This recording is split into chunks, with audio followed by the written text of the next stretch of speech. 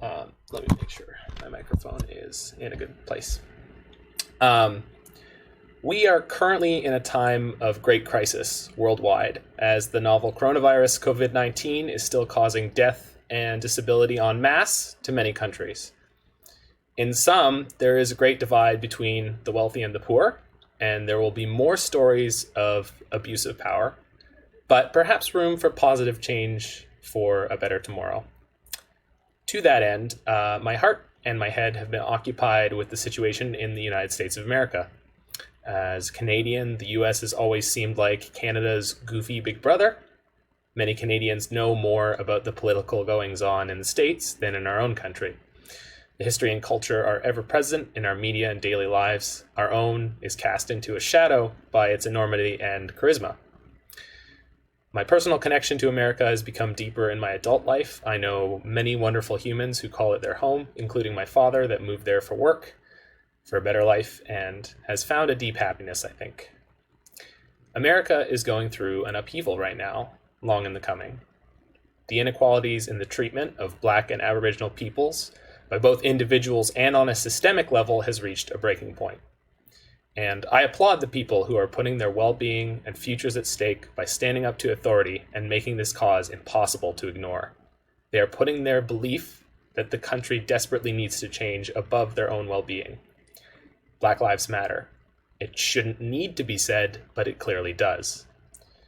You see, humanity is a great experiment of the evolutionary process.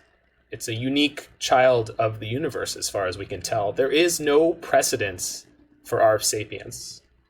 And we are programmed to a level of fear and mistrust for differentness. And while this let our ancestors survive in some situations, we now need to turn on this instinct with understanding that we are one race. There are people that exploit this for their own gains, consciously or not. The world can become better than it has ever been if we unite under the knowledge that we are all much more the same than we are different, that we all love, laugh, and live with the same needs and only different versions of the same desires: acceptance, happiness, and fulfillment. Saying Black Lives Matter is one tiny action towards acting like it, but it is not the end. And there will be more work to do, and we must listen carefully to the facts, and we'll try, and we must be ready to fail. And we'll try again, one day at a time, and one action at a time. Thank you all for listening. If I've misspoken, if I missed anything entirely, or if I've offended anyone, you can let me know. I'm always trying to be a better ally for women, for people of color, for Black and Aboriginals, for Asians, for trans, and I love you all very much. So, with that seriousness out of the way, thanks, folks, for for listening to my rambling thoughts. I just decided that today was the day where something needed to be said by me.